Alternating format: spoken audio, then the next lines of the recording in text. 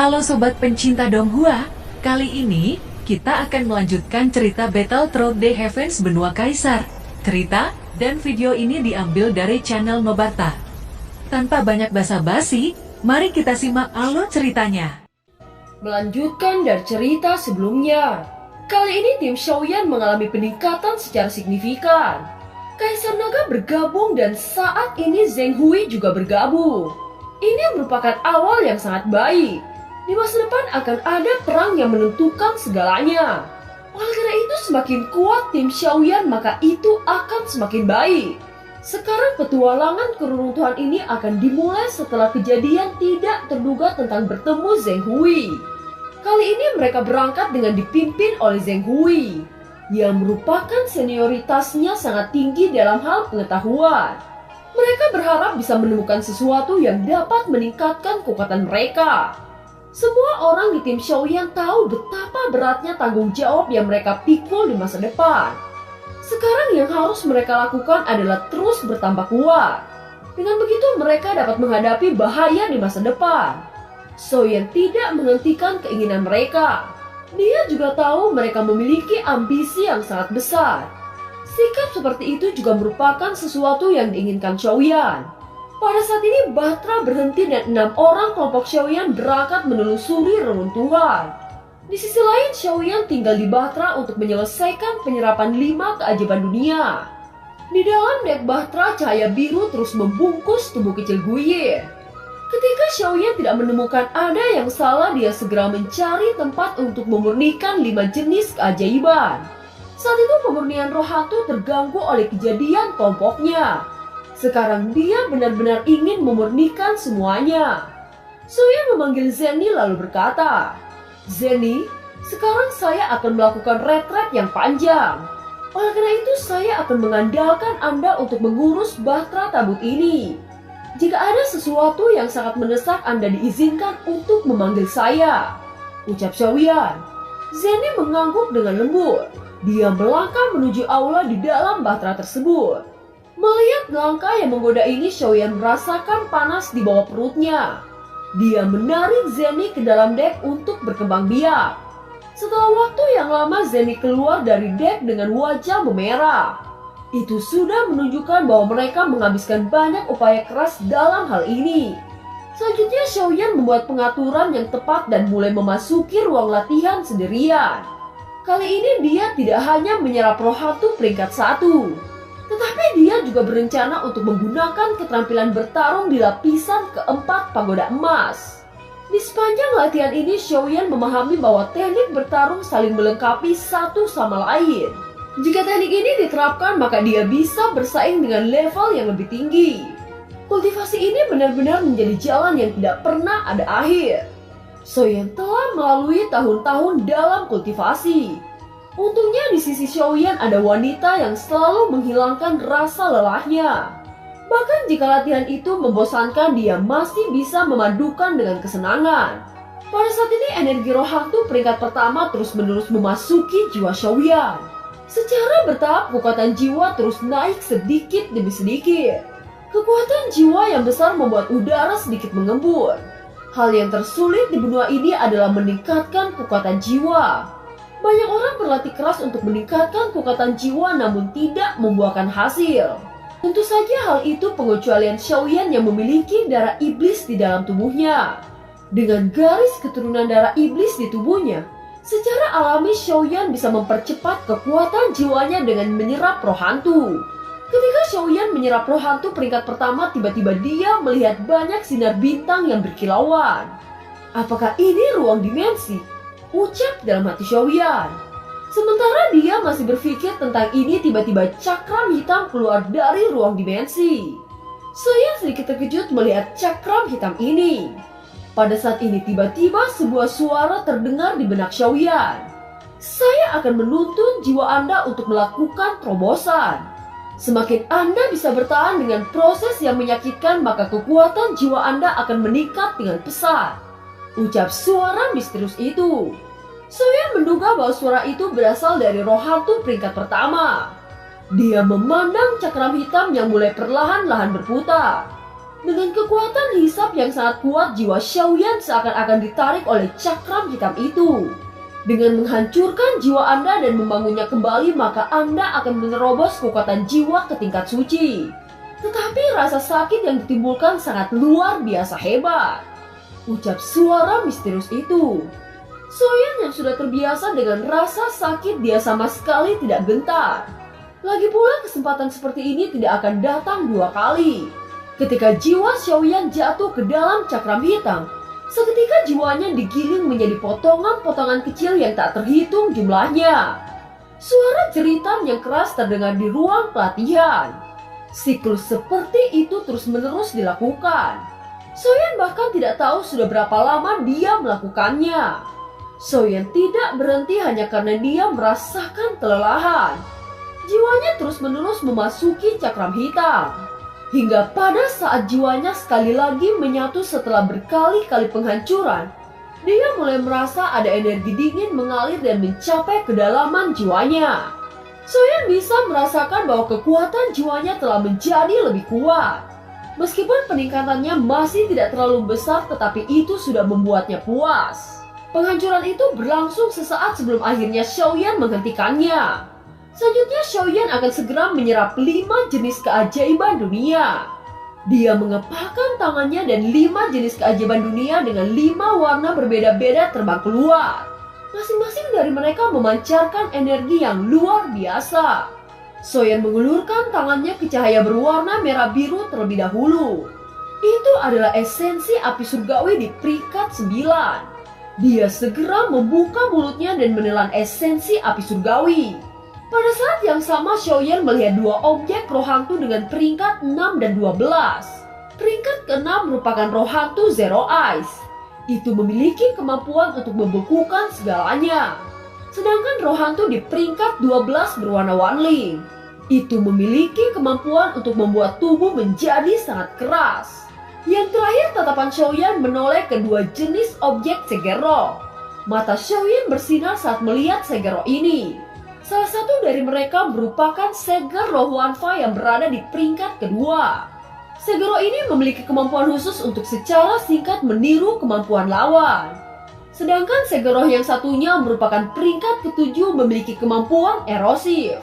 Jika Xiaoyan memurnikan kelima keajaiban dunia, maka dekrit surgawi 8 kutub akan ditingkatkan lagi. Sekarang dia mulai menyerap 5 jenis keajaiban dunia secara bersamaan. Dengan dorongan ini, Xiaoyan sedikit terkejut bahwa tidak ada tanda-tanda naik ke bintang 3 meskipun memurnikan 5 keajaiban dunia. Energi yang dibutuhkan untuk meningkatkan setiap bintang dosian memang sangat mengerikan. Tidak heran sebagian besar orang di zaman kuno yang berada di dosian sangat sulit untuk meningkatkan kekuatannya meski menyerap salah satu dari 3 keajaiban dunia. Selama masa retret Xiaoyan, seluruh kelompoknya pergi untuk menelusuri reruntuhan. Pada akhirnya mereka berhenti di reruntuhan klan Tian Tiger. Melihat sisa-sisa dari klan Tian Tiger, mata Xiaozan berkedip dan darah di tubuhnya tampak mendidih. Zheng Hui menjelaskan kepada mereka, klan Tian Tiger adalah salah satu ras Warcraft yang kuat. Pada saat itu mereka terkenal di penjuru kota suci.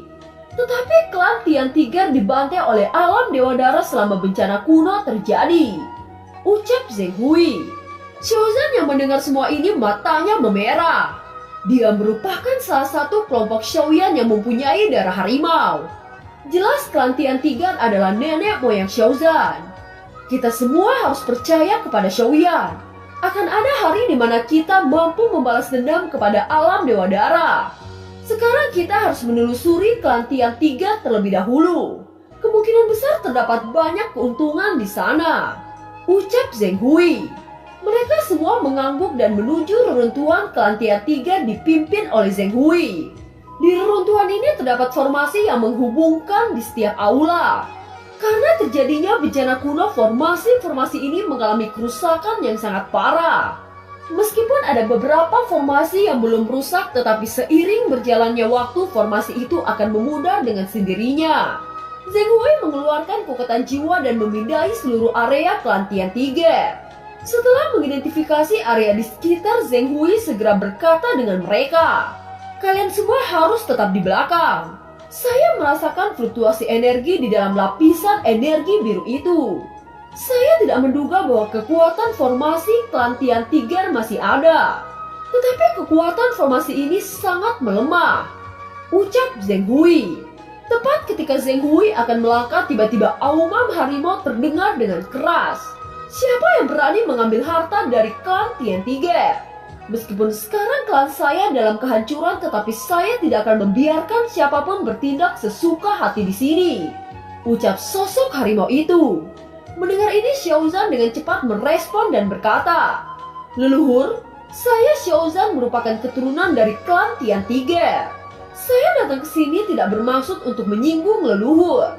Ucap Xiaozan. Ketika Xiaozan berkata seperti itu, tiba-tiba sosok itu muncul dan berkata, "Ini sebenarnya keturunan dari Tian Tiger saya. Sekarang garis keturunan klan Tiger benar-benar muncul. Hahaha, garis keturunan klan saya tidak terputus," teriak sosok harimau itu.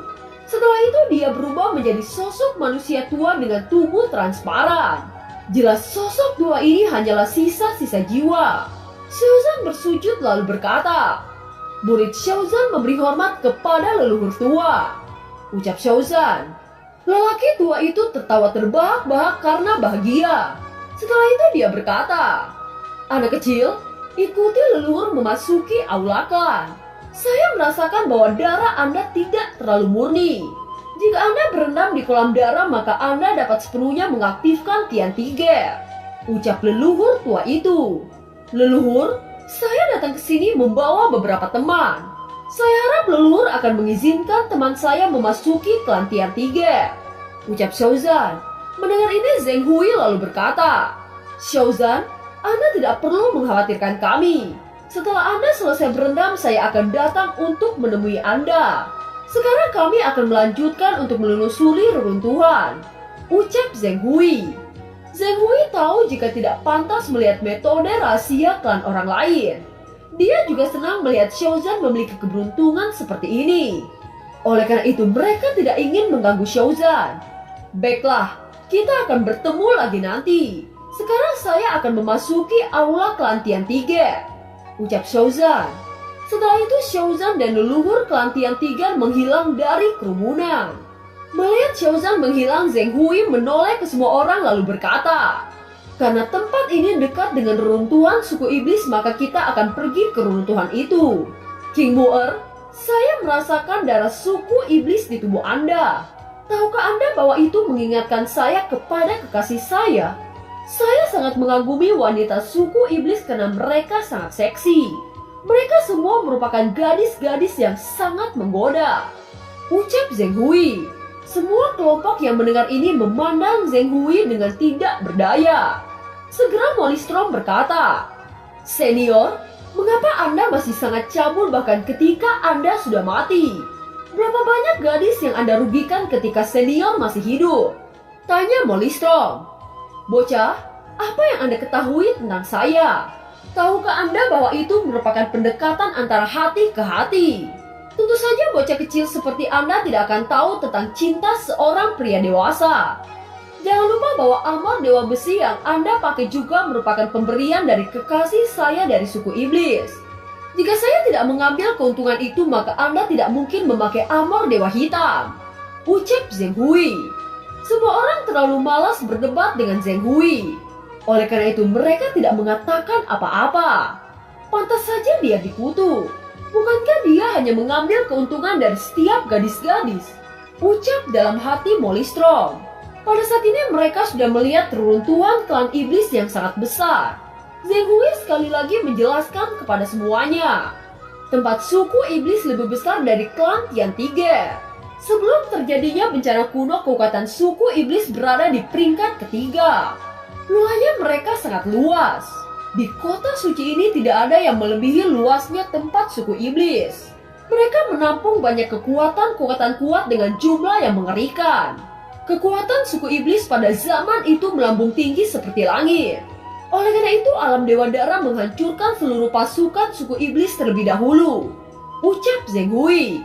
Semua orang melihat pemandangan reruntuhan dengan kesedihan.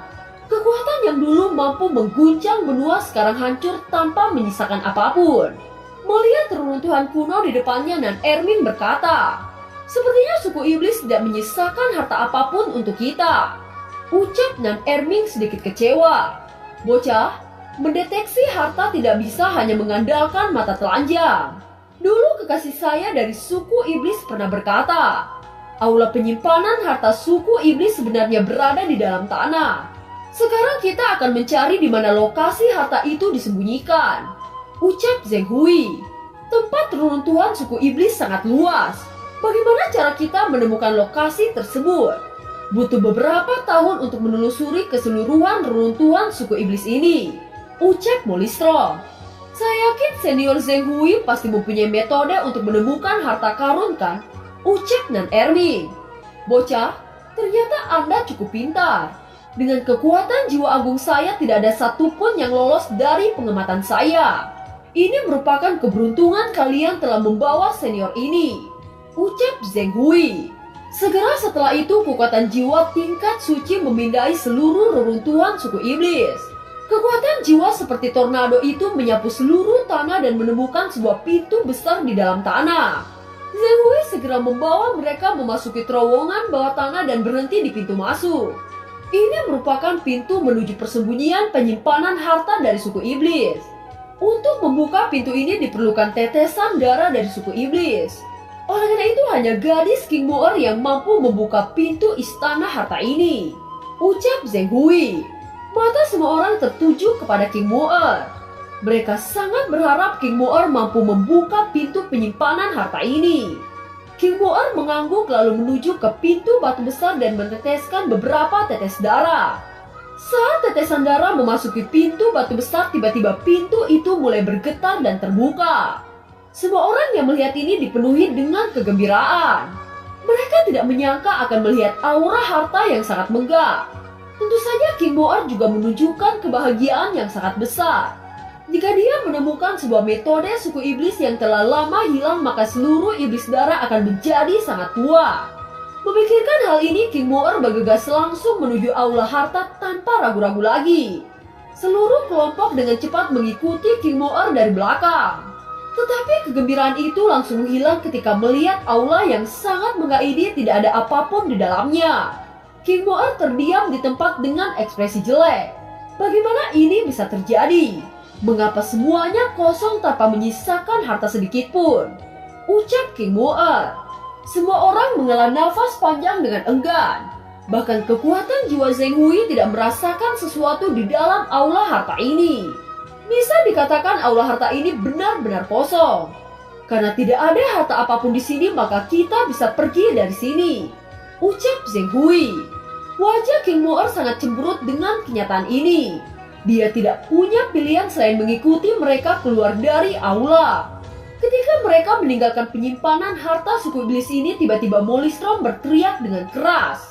Seluruh kelompok yang mendengar ini segera melihat ke arah Molistrom. "Lihatlah, aula harta tiba-tiba menghilang." Ucap Molistrom. Mereka menoleh dan memang aula harta yang mereka masuki sebelumnya sudah menghilang. Mereka sangat bingung dengan fenomena di depan mereka. Mengapa aula penyimpanan harta ini bisa menghilang? Ucap mereka dengan tidak tahu. Ketika jiwa King Moer dilepaskan, tiba-tiba aula besar sekali lagi muncul di depan King Moer. Semua orang yang melihat ini segera mengalihkan pandangannya ke King Moer. "Sial, apa yang sebenarnya terjadi?" Ucap Molistrom menjadi sangat ketakutan. "Sepertinya aula ini tercipta dari tubuh saya. Saat saya mengeluarkan kekuatan jiwa saya, tiba-tiba aula ini muncul di depan mata. Tetapi jika saya menarik kekuatan jiwa saya, maka aula ini akan menghilang sekejap mata. Saya tidak tahu apa yang sebenarnya terjadi pada tubuh saya. Saya juga sangat bingung dengan kejadian ini." Ucap King Moer. "Senior, apakah Anda mengetahui apa yang sebenarnya terjadi kepada King Moer?" Tanya Nan Erming kepada Zheng Hui. "Dalam hal ini saya juga tidak tahu apa yang sebenarnya terjadi. Mungkin hanya keluarga suku iblis yang bisa menjelaskan situasi ini. Namun saya merasa bahwa aula harta penyimpanan ini tidak akan menyakiti King Moer." Ucap Zheng Hui. Memang benar apa yang dikatakan oleh senior. Saya merasakan energi yang hangat ketika memiliki kontak dengan aula harta ini, ucap Kim Woo-er. Karena masalah di sini telah selesai, maka tujuan kita selanjutnya Jianzhong, Yingmen, dan Sekte Racun, ucap Zheng Hui. Singkat cerita, Molly Strom mendapatkan pedang tipe angin saat menelusuri Jianzhong. Sedangkan Nan Erming mendapatkan gulungan tentang racun. Meskipun Raja Naga tidak menyukai gulungan racun, tetapi Nan Erming tetap menyimpan gulungan itu. Sedangkan Ziyin menerima salinan keterampilan bertarung perintah suci dari Yingmeng. Saat semua orang perlahan-lahan bergerak maju, suara gemericik terdengar di telinga semua orang. Posisi mereka saat ini telah meninggalkan kota suci. Pemandangan yang muncul di depan semua orang adalah air terjun yang sangat besar. Aliran air terjun ini bertentangan dengan akal sehat. Air terjun dengan lebar 1000 kaki itu sebenarnya mengalir dari bawah ke atas. Air terjun ini seperti penghalang alami yang terbentuk oleh alam. Ini adalah tempat persembunyian suku naga. Suku naga memiliki formasi yang sangat kuat di kota suci. Tetapi suku naga tidak suka berpartisipasi dalam perselisihan sekuler. Mereka telah bersembunyi di tanah mereka sendiri untuk waktu yang lama. Saat terjadinya bencana kuno secara alami telah mempengaruhi suku naga. Tetapi berkat formasi yang kuat, suku naga dapat mempertahankan garis keturunannya, ucap Zheng Hui. Pada saat yang sama, sesosok besar keluar dari balik air terjun. Semua orang dapat merasakan bahwa aura sosok besar ini sangat akrab. Tepat ketika sosok itu mulai mendekat, mereka mulai mengenal sosok ini. Kaisar Naga Long Sitian, ucap Molly Strom dan yang lainnya. Tubuh besar Kaisar Naga berubah menjadi bentuk sosok manusia dan menyambut ke-6 orang yang berada di Bahtera Tabur. Semua orang memandang Long Sitian dengan ekspresi berbeda. Sedangkan Zheng Hui menyembunyikan dirinya di belakang kerumunan. Tatapan Long Sitian menatap lurus ke wajah tengkorak Zheng Hui untuk sesaat. Setelah itu dia menoleh ke mereka dan berkata, "Apakah Xiaoyan ikut bersama kami?" tanya Long Sitian. "Xiaoyan sedang melakukan retret. Kami hanya menelusuri reruntuhan dan berharap mendapatkan sedikit keberuntungan," ucap Molly Strom. Di suku naga baru-baru ini memilih kaisar baru. Mari kita duduk bersama dan melihat pesta meriah ini, ucap Long Sitian dengan tersenyum di wajahnya. Wajah Long Sitian sekali lagi melihat Zheng Hui dengan sedikit bingung. Dia segera bertanya kepada mereka, "Siapa sebenarnya kerangka ini? Mengapa saya tidak pernah melihat kerangka ini sebelumnya?" tanya Long Sitian. Semua orang terkejut mendengar kata-kata Long Sitian. Jika Zheng Hui marah, maka kekuatan jiwanya dapat memasukkan semua orang ke dalam jalan spiritual. Namun pemandangan yang paling mereka takutkan tidak muncul. Justru Zheng Hui tertawa dengan aneh. Dia berjalan menuju Kaisar Naga lalu berkata, "Kaisar Naga, lama tidak berjumpa. Saya adalah Zheng Hui," ucap Zheng Hui. "Zheng Hui? Apakah Anda benar-benar paman Zheng Hui?" teriak Long Sitian dengan wajah terkejut. "Apakah Anda sudah tidak mengingat saya?" ucap Zheng Hui. Seluruh kerumunan meledak dengan kebingungan melihat mereka berdua. Mereka memandang Zheng Hui kemudian menatap Long Sitian. Sebenarnya apa hubungan yang dimiliki mereka berdua? Pada saat ini Long Sitian seperti bocah kecil di hadapan Zheng Hui. Long Sitian dengan kuat memeluk Zheng Hui. Di bawah pelukan yang sangat kuat, tulang-tulang Zheng Hui bergetar. "Bocah busuk, apakah Anda benar-benar ingin saya mati?" ucap Zheng Hui segera menepuk pundak Long Sitian. Dia bereaksi lalu melepaskan pelukannya. Pada saat ini mata Long Sitian sedikit memerah saat menatap tubuh Zheng Hui yang hanya tinggal tulang. "Paman, bagaimana kabar Anda? Mengapa tubuh Anda berubah seperti ini?" tanya Long Sitian. "Bentuk saya seperti ini, namun Anda masih menanyakan kabar saya. Apakah Anda sengaja meledek saya? Tubuh saya seperti ini disebabkan oleh kutukan gadis yang sangat bodoh. Sekarang kondisi saya tidak berbeda seperti hantu," ucap Zheng Hui. "Paman Zheng Hui, saya pikir Anda terlihat lebih cocok seperti ini," ucap Long Sitian tertawa terbahak-bahak. "Bocah bau, Anda sangat berani menertawakan senior Anda. Jika Anda tidak berhenti, maka saya akan memberikan pelajaran kepada Anda," teriak Zheng Hui. Long Xitian terdiam saat mendengar kata-kata itu. Dia menghela nafas lega lalu berkata, "Paman, kita akan memasuki suku naga dan kita akan membuat perjamuan. Saya akan menyiapkan anggur dan daging yang enak untuk kalian semua," ucap Long Xitian. Setelah itu Kaisar Naga membawa mereka memasuki suku naga melalui air terjun. Istana emas yang megah terlihat oleh seluruh kelompok. Sebelum bencana kuno, suku naga merupakan suku terkuat di benua ini. Kekuatan mereka sangat luar biasa mengerikan. Bahkan suku naga memiliki banyak keberadaan dosian di dalamnya. Tetapi setelah bencana kuno terjadi, para dosian suku naga bersih dibantai. Hanya anggota suku naga bintang 8 yang dibiarkan hidup. Setelah pembantaian itu, suku naga menutup diri untuk memulihkan kekuatan mereka. Setelah sampai di suku naga, kerumunan turun dan mengikuti Kaisar Naga. Pada saat yang sama, seluruh suku naga menyambut kedatangan mereka dengan hangat. Di suku naga terdapat pohon 9 kehidupan yang tumbuh di tanah suku naga. Itu membuat kerumunan membeku saat melihat tanaman langka sebenarnya tumbuh di sini. Sepertinya suku naga akan kembali kuat berkat pohon 9 kehidupan. Dengan sejumlah besar buah 9 kehidupan, maka setiap keluarga naga akan bisa mengaktifkan darah naga mereka. Dengan begitu, maka anggota yang mengaktifkan darah naga tidak akan mengalami kegagalan, ucap Zheng Hui. Dan film pun berakhir. Terima kasih telah menyimak dari awal sampai akhir ya. Sampai jumpa.